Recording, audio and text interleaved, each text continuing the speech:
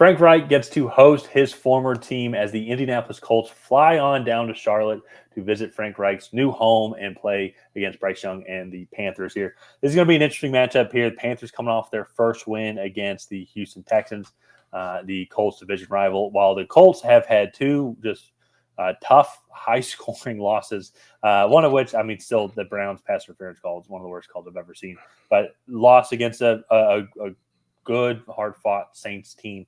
And in general, is a good game. I think Gardner Minshew, provides a level of consistency, to this offense to at least keep it competitive. However, though, they are sitting at 3-5. Yes, last in the AFC South here. So with how deep the AFC is, if they want to make a wild card, every single one of these games is going to be crucial here. So coming into this game, going to want to beat Frank Reich, going to want to win for their new coach. What are your overall expectations of the team so far up to this point in the season, and also what each team has to do to win? So I've been pretty impressed with the Colts. This defense is really good, and Gardner Minshew has kind of come on and hasn't been elite, but he's been good. He's been more than serviceable at the quarterback position and filling in for Anthony Richardson. And the Panthers have been all but exciting. They're just not.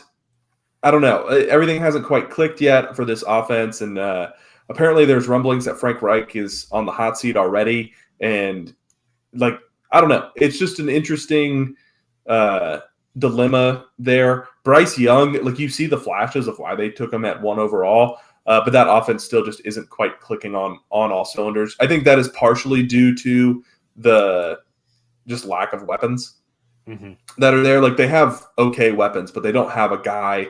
They don't have a safety outlet or a just really dominant wide receiver there. So, yeah, Adam Thielen is their number one, and he's had a good season so far. Yeah. But he's had a good season because he is the only receiver that.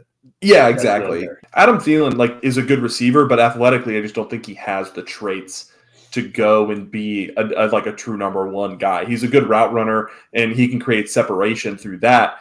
But he's, 33 now.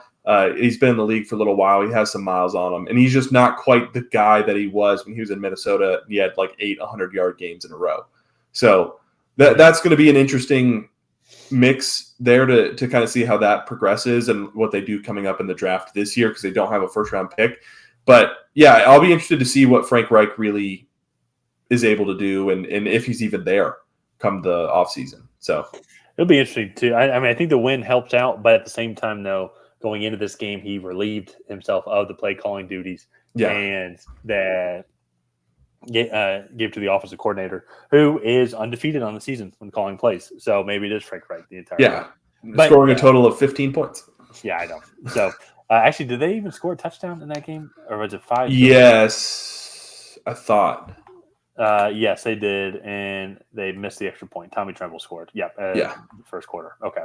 That's what – whenever you see 15-13, that's always just an abnormal score.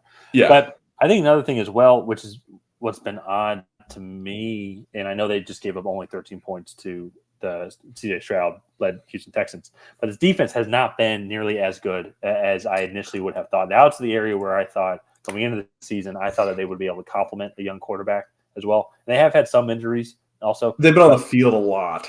Well, that's the thing. They've been on the field a lot of 3-and-outs, a lot of inconsistency on the offensive side of the ball. And that's where I still think that you have some solid players on that side. Brian Burns as well, J.C. Horn. I still like those guys. But then on the same side, you just don't have, I think, the weapons that you need around Bryce Young so far. Miles Sanders has been irrelevant. Chuba Hubbard is now the number one running back. I think he had 17 touches last week to 2 for Miles Sanders here. We could then even go down the list here for the Panthers here, but we've already talked about Adam Thielen and how he is the heart and soul of that receiving room. Now, the Mingo is a rookie, so DJ Chark hasn't done much. Then you have Marshall Terrace. Laviska Shenault looks hurt. So it's just it's just just to kind of get that consistent rhythm and on the offensive side of the ball. So I think this is just where that's part of that rebuild. So hopefully they just keep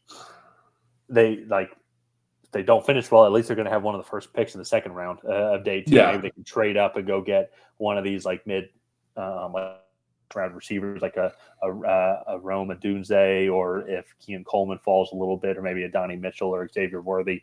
I think those guys can really help out that offense.